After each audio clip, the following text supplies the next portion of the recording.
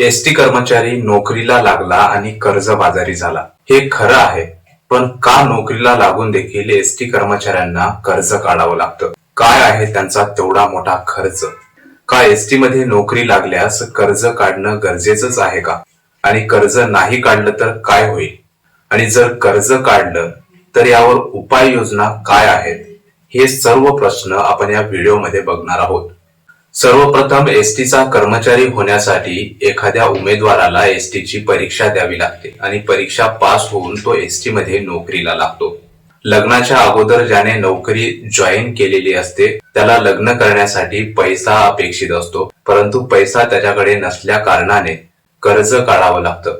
कर्ज काढण्यासाठी तो एसटीच्या बँकेमध्ये जातो.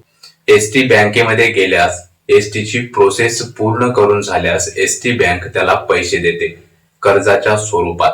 ते सर्व पैसे त्याच्या लग्नामध्ये खर्च होऊन जातात आणि ज्यावेळी लग्न झाल्यानंतर दर महिन्याचा पगार त्याच्या खात्यामध्ये पडतो, तो कर्जाचा हप्ता कटून त्याच्या खात्यामध्ये जमा होत असतो.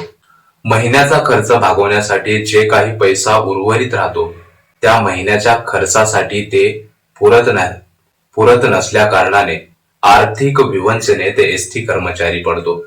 काही काळ नोकरी केल्यानंतर त्याला कळतं की आपण कर्जामधून बाहेर पडत नाही, आपल्या मागचं हे कर्ज हटत नाही. त्यामुळे तो आत्महत्येच्या वाटेला वळतो आणि काही कर्मचारी अशाच वेगवेगळ्या कारणातून कर्ज काढून मोठे कार्यक्रम असो, घराचे काम असो, हे अशा प्रकारचे काम करून कर्जाच्या रूपात पैसे आपल्याजवळ घेऊन आपले जीवन संपवलेले आहेत.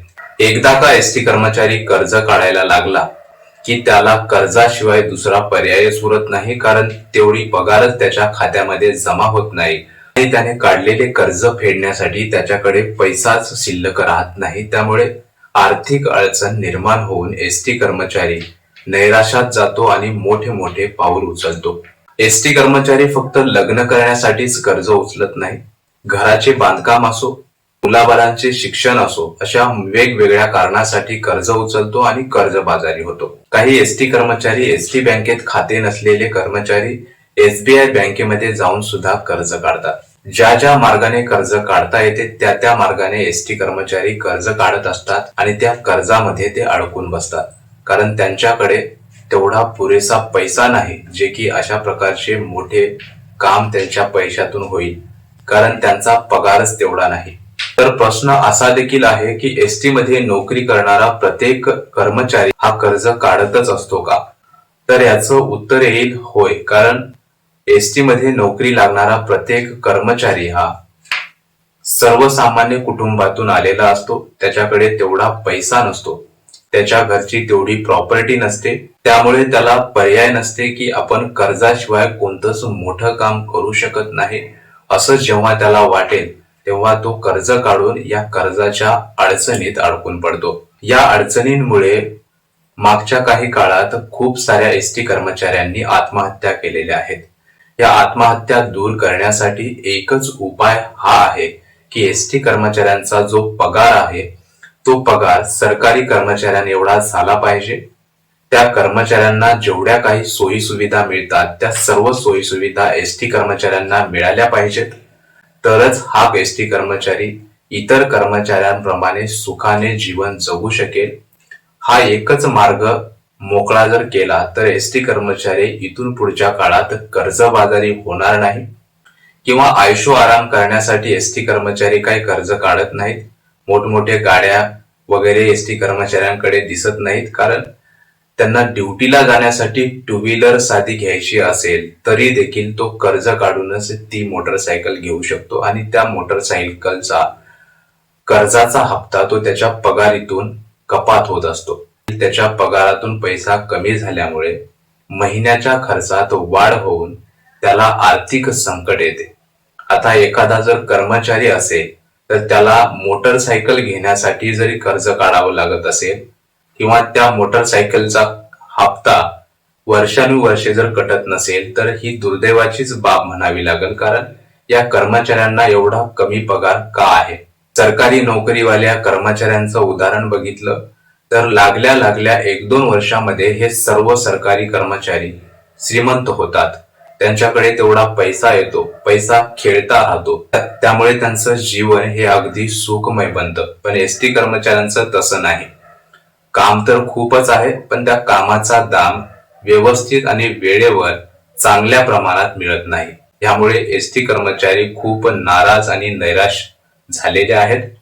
यासाठी उपाययोजना म्हणून सर्व एसटी मधील संघटनांनी एकत्र येऊन एसटी कर्मचाऱ्यांच्या ज्या काही आर्थिक मागण्या आहेत, आर्थिक मागण्या म्हणण्यापेक्षा सरकारी कर्मचाऱ्यांप्रमाणे जर वेतन एसटी कर्मचाऱ्यांना मिळवून देता येत असेल तर हे एक मागणी या संघटनावाल्यांनी मान्य करून दिली तर खरंच हे सर्व कर्मचारी सुखी होतील आणि महाराष्ट्रात एसटी कर्मचारी आर्थिक विवंचनेतून आत्महत्या केली अशा प्रकारची बातमी पुन्हा पाहायला मिळणार नाही. त्यामुळे एसटी महामंडळातील या संघटना ज्या काही आहेत त्यांचं काम आहे की त्यांनी एसटी कर्मचाऱ्यांसाठी खरं मोठं पाऊल यावेळेस उचलायला पाहिजे. नुसतं निवेदन देऊन काहीच होणार नाही, त्यासाठी आक्रमक भूमिका या सगळ्या संघटनांनी घ्यायला पाहिजे. एक दोन संघटनाचंही यात काम नाही. ज्याप्रमाणे वीज कर्मचाऱ्यांच्या संघटना त्या कर्मचाऱ्यांना काही मिळवून देण्यासाठी एकत्र येतात, त्याचप्रमाणे एसटी मधील देखील वेगवेगळ्या 30च्या वर संघटना एकत्र येऊन सर्व कर्मचाऱ्यांचा विचार करायला पाहिजे. तरच एसटी कर्मचाऱ्यांची आत्महत्या होणार नाही व एसटी कर्मचारी आर्थिक विवंचनेत जाणार नाही व कर्ज काढणार नाही. एसटी कर्मचाऱ्यांना कर्ज काढायला भाग पाडण्यासाठी या संघटनाच जबाबदार आहेत अशा प्रकारचे आरोप देखील एसटी मधील मोठमोठे कर्मचारी म्हणजे ज्येष्ठ कर्मचारी करत आहेत. कारण गेल्या काही वर्षांमध्ये या संघटनांचं जे काही काम होतं ते काम त्यांनी पुरेसं केलं नसल्यामुळे एसटी कर्मचाऱ्यांचा पगार हा सगळ्यात कमी झालेला आहे. जर संघटना त्यांचं काम व्यवस्थित केल्या असत्या तर एसटी कर्मचाऱ्यांना या आता तुटपुंजा पगारात जगावं लागलं नसतं. हे देखील खरं असलं तरी येणारा काळ अशा वेगवेगळ्या अडचणीत जाऊ नये, त्यामुळे एसटी कर्मचाऱ्यांसाठी यावेळी तरी संघटना एकत्र येऊन झटल्या पाहिजेत आणि एसटी कर्मचाऱ्यांना न्याय मिळवून दिला पाहिजे. या व्हिडिओच्या माध्यमातून एवढंच सांगणं आहे की खरंच एसटी कर्मचारी हा कर्जबाजारी असतो, कारण त्याच्याकडे तेवढा पैसा शिल्लक नसतो.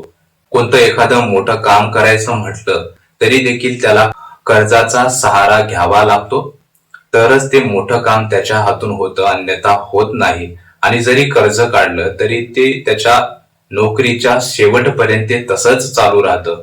त्याची नोकरी ज्यावेळेस संपेल त्यावेळेसच त्या कर्जाचा हप्ता संपेल, अन्यथा त्याच्या पीएफ मधून सुद्धा ते बँकवाले त्या कर्जाचा हप्ता काढून घेतात. म्हणजे इथपर्यंत एसटी कर्मचाऱ्यांची आर्थिक अडचण संपत नाही. वयाच्या 60 वर्षापर्यंत ते कर्जाचा हप्ता फेडण्यामध्येच असतात.